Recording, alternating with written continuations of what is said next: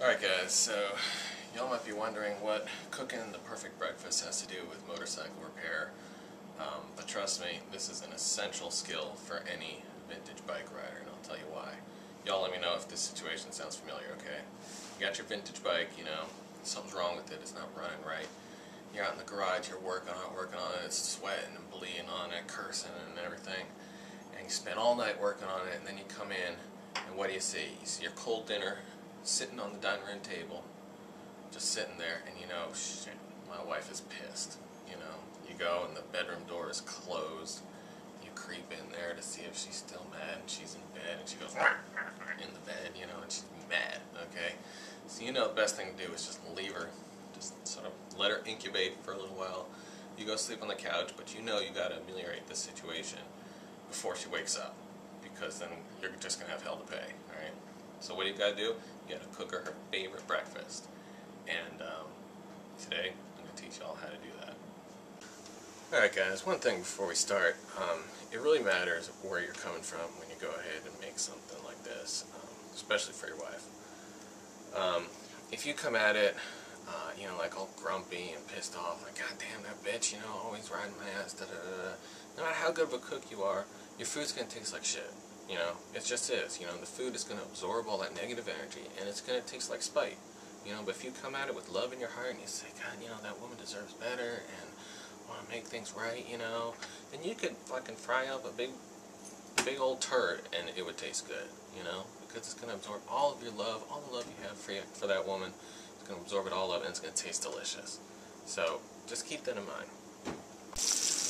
Alright, so I don't know about you guys, but my wife is a fiend for an omelet. So right now I'm grilling up the ingredients of the omelet. I got some fried mushrooms here. Just grilling them up in some butter. And then we got our slices of vegetarian kielbasa, because my wife's a vegetarian and she don't eat meat. So we got our kielbasa, and what I'm going to do is just sort of fry them around in the same butter. Get them all nice and good, and they're going to go inside the omelet. Alright, so I'm laying out all my ingredients here. I've got my mushrooms and vegetarian sausage, and that's just, you know, sort of ready to be put into the omelet. Got my bread, that's going to go in the toaster. My baby likes toast. And this is the butter that we're using. I use a lot of butter in my omelets, and that shit is really unhealthy, you know. I ain't no Julia Childs. I don't just slather a bunch of salted, regular old butter on there, you know. I use this heart stuff, you know, because come on, we only got one heart, you know, and, you know, you're feeding this stuff to your wife, and if you, you know, feed her a bunch of junk and her ass balloons up like a beach ball, well, that's going to be only your fault, and you're going to only have yourself to blame for that. So, feed her good stuff, and she'll look great forever. So, got Smart Balance. It's pretty healthy for you. Cheese. She loves cheese. Shit. Alright, I gotta run and go get some cheese.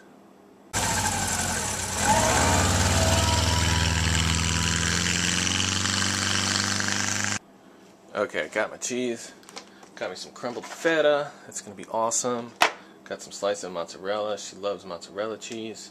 Now it's time to talk about eggs. Eggs are really important. We only buy cage-free eggs, just because we want to support that type of industry. But lately we've been buying eggs from the lady down the street, and she's got a bunch of chickens.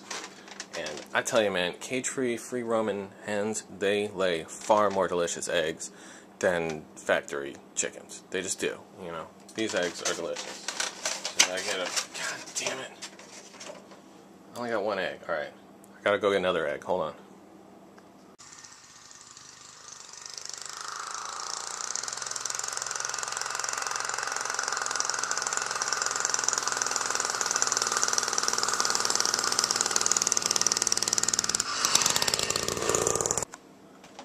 Alright. Got me another egg.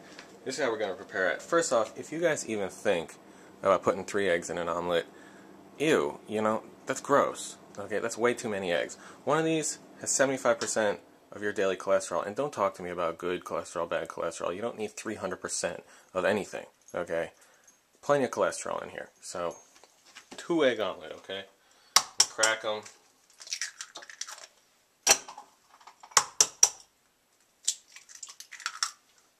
Just like that. A little bit of pepper, a little bit of salt. Remember what I said about y'all's heart? A little bit of salt. Garlic powder. It's gonna be good. Grab us a fork.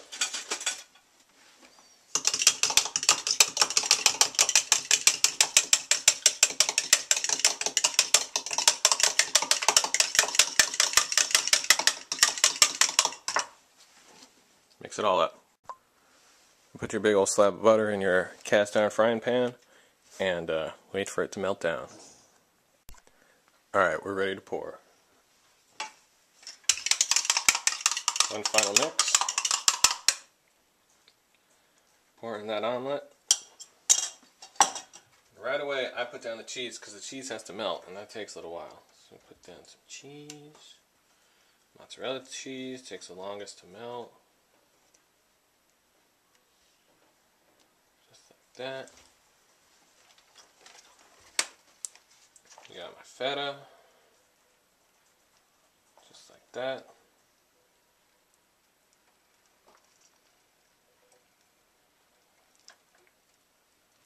Bada boom. Got my mushrooms, vegetarian meat. Just gonna go in there like that.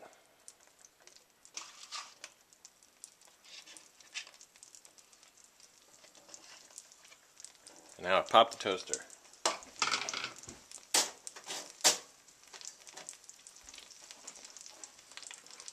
And we let it simmer. Alright, so really the hardest part is flipping it over, so we'll see how good I do on this. When you see that the omelet is starting to harden up a little bit, looks like it's probably going to want to flip.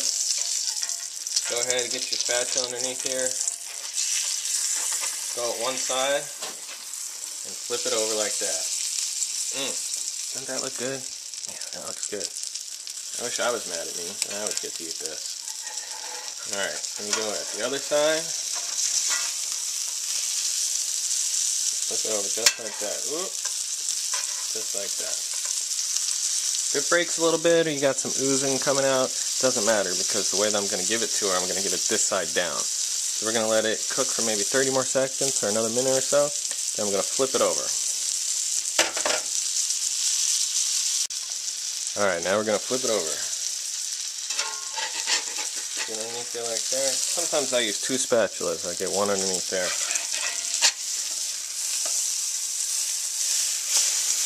Awesome. Nice golden brown.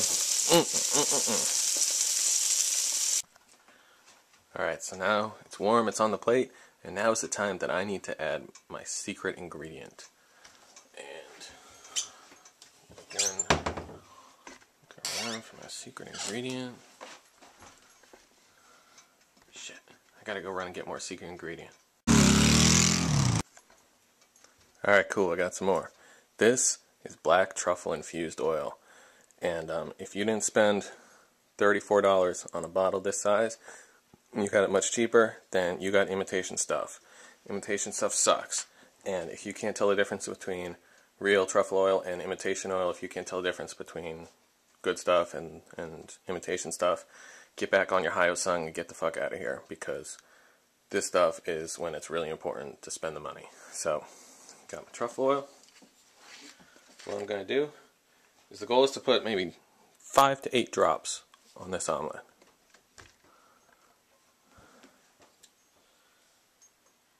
So just going to drip, drip, drip, drip, drip, drip.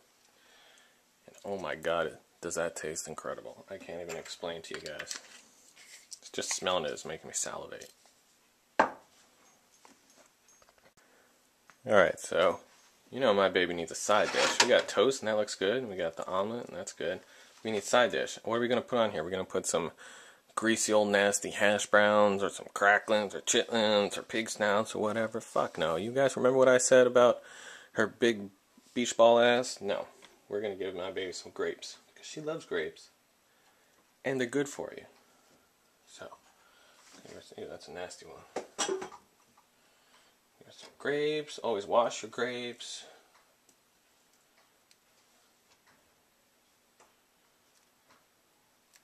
the stems out of here.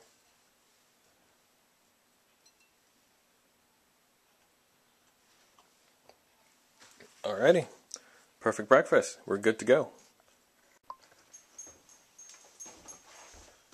Alright guys, wish me luck.